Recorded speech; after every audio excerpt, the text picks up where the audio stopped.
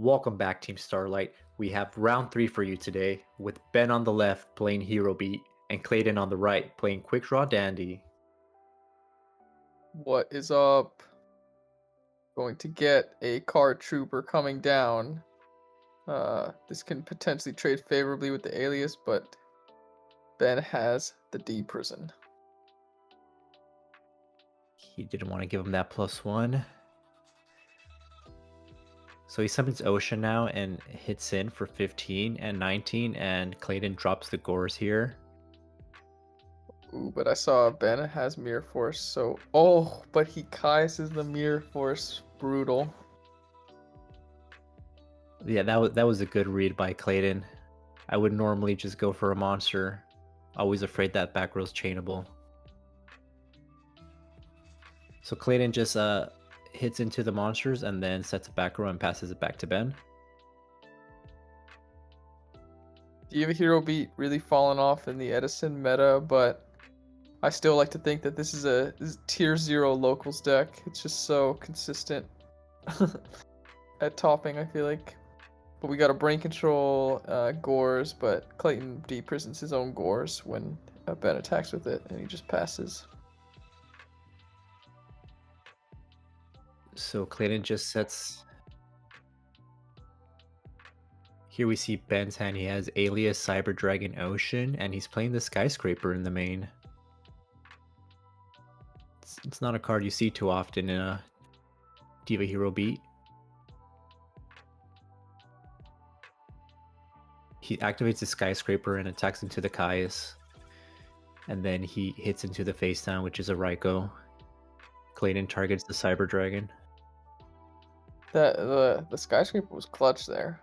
Let's see. Yeah, a lot of back and forth in this game 1. Ben is currently down on card advantage, but that Alias, he's a big beater, and Quickdraw doesn't have a lot of big monsters in the main deck. This Sangan is clutch for Ben because it puts him up to 4, where he can actually resolve the dust shoot that he just drew. Oh wow, he has double Lone Fire, Hamster, and Trag. What did he put back? The Trag? Trag, yep. That's interesting. I probably wouldn't have done that. But just because it would be weak if it came down, but I don't know. The Hamster would seems like it would have been a little bit more annoying to deal with, but Ben's still down on card advantage here. Clayton's gonna summon the Lone Fire, activate its effect, bring out Dandelion.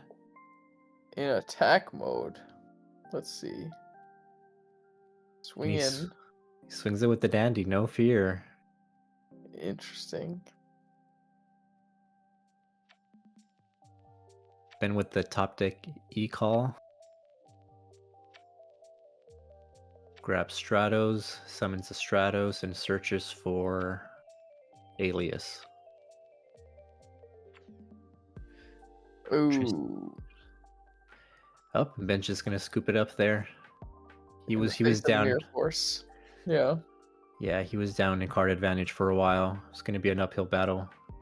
He needed to see those Gemini sparks. Okay, so he's gonna go for Prisma. Yeah, and I love this tech in this deck to send Ocean to fill up your grave with waters. Pretty nice. Pretty good opening. So Clayton here is going to activate Charge, mill 3. He mills the MST, Debris Dragon, and Card Trooper. He's thinking if he wants to set. So he sets Raikou, sets a back row, and passes it back to Ben. Could be anything. Literally anything. So Ben's going to summon the Stratos here. Yeah, he's gonna pop the back row, but it's torrential. Yeah, I don't know if I would have set my Raikou if I was setting torrential behind it. Oh, here's Ben again. Dust shoot too strong. He sent back the Quickdraw, I think. I thought it was Gores. I don't know. We'll need to. You're right. It was Gores. So Clayton just, yeah, Clayton just T-sets, passes it back.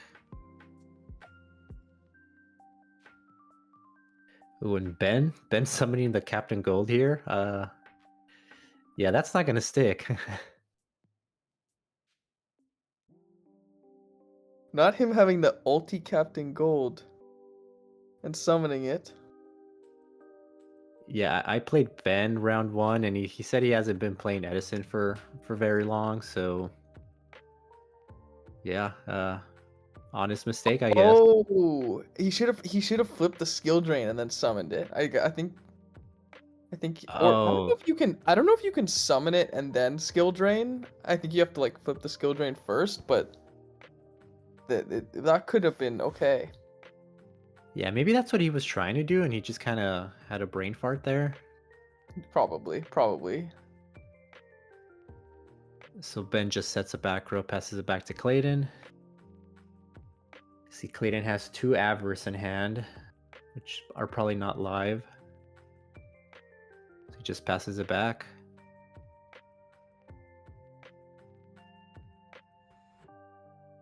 Okay, so he's gonna summon the. Oh, he knew he had the bottomless, so he just summons the alias into the banished pile. That's hilarious.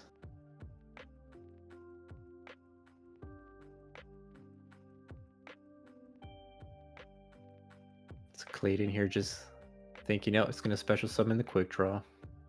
Ooh, Go for a synchro play.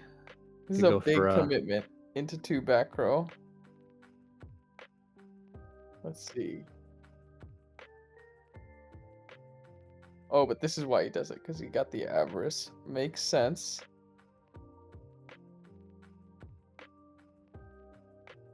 So he puts back 5.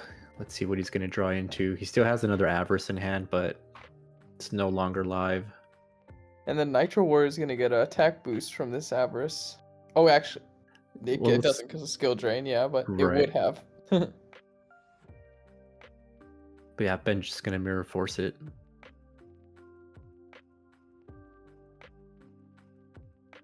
E calls for alias. Attacks in for 19. Clayton responds with a Cyber Dragon. Oh, and Ben has the Ooh. Honest.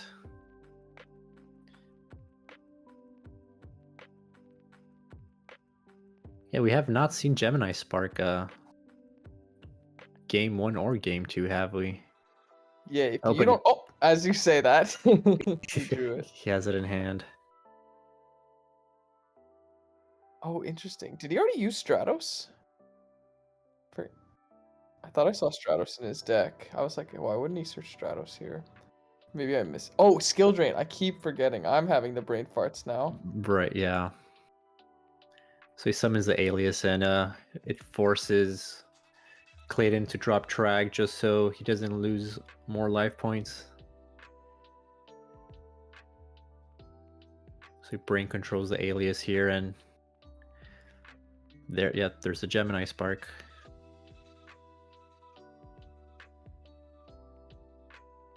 Here goes Ben with the heavy, a mirror force again, but that's just game.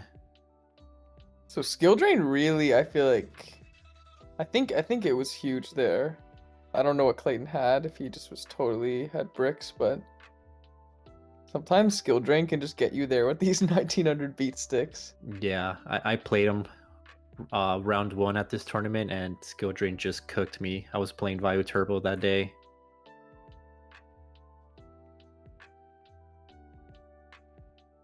So he hits in with the ocean, yeah. It looks like Clayton probably has a slow opening here because he just draw passing, getting hit. But he top decks into charge of the Light Brigade, goes for Raiko. So finally can put up some sort of resistance here. MST's the back row. It's a bottomless. I'm never the biggest fan of MST in the back row if you're not going to make some sort of push. Yeah.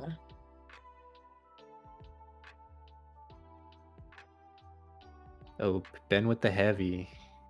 Forces Clayton to solemn. I have to. Damn, so all of a sudden Clayton's at 2,500 and it feels like the game just started, but he just didn't have any monsters at the beginning. But he is gonna get some help from the mills here. Mill of Dandelion. Yeah, traditional quick draw Dandelion has a lot of slow opening hands. It's a deck that requires multiple pieces to combo off and go into synchro plays. So if you don't see those cards in your opening hand, it can sometimes be a slow grind to get to those pieces. But he does have that Dandelion mill was huge because he has the Lone Fire. I don't know if he top decked that. I figure he might have, but um huge card here. But the answer Mirror in Force. Mirror Force, which gets Book of Moon chained. So still has to deal with the Titanium and Clayton as the Avarice. Damn. This is not looking good. We've been seeing Mirror Force a lot this tournament run. It seems like it's been swinging games. Gotta respect it more. Yeah, I know. I know some people like to do the thing where they tribute the attack position Lone Fire and keep a token. I think it plays around Mirror Force a little bit more, but I don't blame Clayton for just keeping up the Lone Fire. I feel like that's too valuable. So Ben here activates Emergency Call, grabs Alias, and summons it. Clayton activates Bottomless, and Ben has the Gemini Spark. Huge trade. Draws into another Gemini Spark, so guess we call the Haunted. Gets back the Alias, attacks. But in response to the D prison, he has the second Gemini Spark that he just drew off the last Gemini Spark. So he was down bad in cards. Like a minute ago, I felt like Clayton had like 4 more cards than him, and then the 2 Gemini Sparks just trading positively in a row and outing the huge Titanial just got him right back in this. Right, once Hero Beat starts plussing with the Gemini Spark, they get really up in card advantage. And we can't forget the life advantage that he already built up at the start of the game. So now all of a sudden they're pretty even, but the life points are definitely not even. It's 8,000 to 1,400.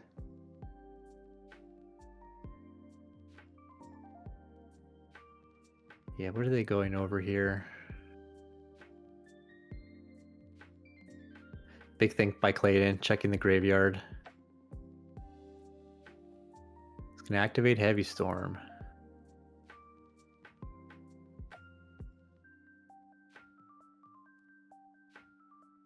He needs a Caius here to get back in the game. Oh, we get the hand exposure. Oh, also Dinah's just gonna Oh, clear the Dinah. board. Yeah, that was not good for Clayton. Top deck's Nobleman of Crossout, so he doesn't really have anything here. He has the Honest. He's not gonna set it because he's at 8,000. Clayton with the Quick Draw. Quick Draw Dandy. Goes into Drill Warrior.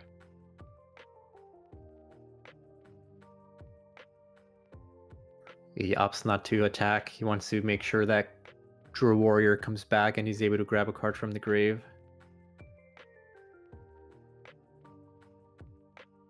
But Ben with the Rhoda grabs the Stratos.